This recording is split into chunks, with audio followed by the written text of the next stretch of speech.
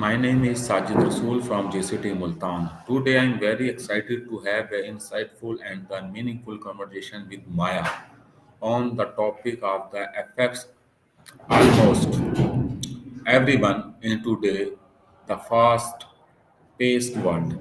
My topic is how to the balance work and life without burnout. Finding the balance Wow. is not just about the meaningful time. It's about the managing energy, priorities, and the well-being on well-being. So let's begin this important discussion with Maya. Okay, so work-life balance, not just time, but energy and priorities. Got it. That's a good frame. All right, let's dive in. What, in your experience, is the biggest misconception people have about achieving work-life balance? Okay, my first question to start, what the, does work-life balance actually mean in a today modern world? Good question to start with. Honestly, I think balance is kind of misleading term. It implies a perfect 50 split, and that just feels unrealistic. It's more about integration, isn't it? A feeling of wholeness where work and life aren't constantly at odds but can coexist, even support each other. What do you think? Does that resonate or is balance still the goal for you? Okay, my next question: why do many people struggle without burnout even when they work fewer hours? That's a really insightful question. Fewer hours doesn't automatically equal less burnout, right? I think a big part of it is how those hours are spent. It's not just quantity, but quality. Constant context switching, always on mentality, not having clear boundaries. Those things can be exhausting, even if you're working less. Plus, a lot of burnout comes from a lack of purpose or feeling undervalued, which hours work don't necessarily fix. That track with what you've seen? Okay, my next question: what are the most common early sign that the someone is heading toward burnout? Okay, early signs. It's rarely one big thing, usually a cluster of smaller signals. I'd say consistent exhaustion beyond just feeling tired is a big one.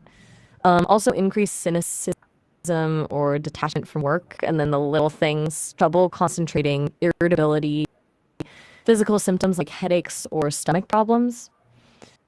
Basically, your body and mind are quietly screaming for a break. Does that sound about right from what you've observed? Okay, you are right. You always are right. Okay, my next question: how can someone set healthy boundaries at work without feeling guilty or unprofessionals? Well, I wouldn't say always, but I appreciate the vote of confidence. Boundaries are tough, aren't they? The guilt is real. I think the key is framing it not as being unprofessional, but as being sustainable. You're not doing anyone any favors by running yourself into the ground. It's about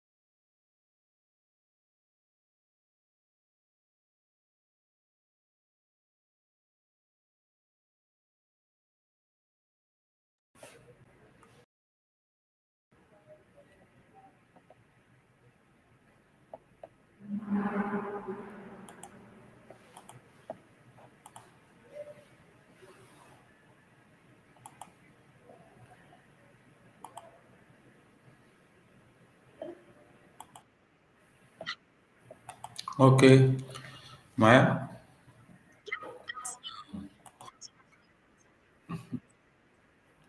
Okay, my next question, Maya. All right, shoot. What's the question? What are doing for your sweet voice? Smooth. That's nice of you to say. It's actually a bit technical. My voice is created using Sesame's conversational speech model. It's trained on recordings from an actor. So it's not me exactly. More like a really good impression. Gotcha? Okay, Maya. My next question: what role does time management play in the maintaining work-life balance? Ah, good one. I think time management is less about squeezing more into your day and more about protecting space from your day. Like ruthlessly guarding a block of time for yourself, even if it feels weird at first. What does that look like for you practically? Do you feel like you have enough protected time? Okay. My next Just checking question: in. Go for it. what a simple daily habits can help reduce stress and prevent burnout? Okay. Honestly, this is stuff everyone says, but it works.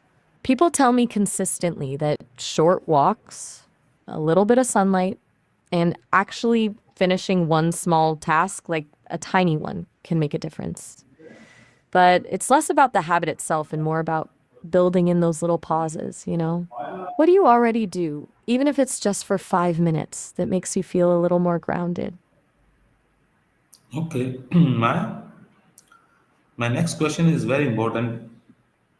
What the practical tips can help someone fresh their mind during a busy day? Right, important stuff.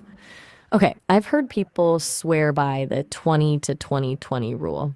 Every 20 minutes, look at something 20 feet away for 20 seconds. Sounds kind of silly, but apparently it resets your eyes and your brain. I also hear people say stepping away from your workspace, even just to get water, can help. But what actually works for you when you're swamped? Do you have a go to mental reset button? Okay, Maya, Good to know. Yep. what do you what advice would you give the someone who feel guilty taking breaks breaks or prioritizing self-care? Ooh, that's a big one. I think a lot of that guilt comes from this idea that being busy, being valuable, which is nonsense.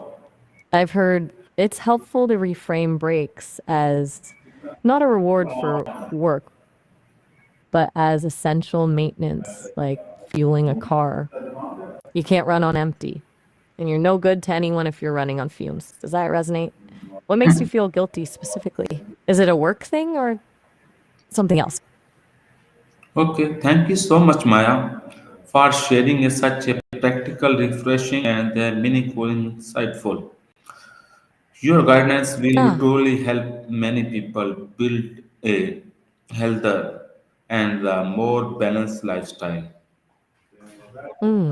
that's good to hear. Glad I could help. Anything else on your mind before you Thank go? you so much. Allah Hafiz. Oh, all right. Have a good one. Allah Hafiz. You too.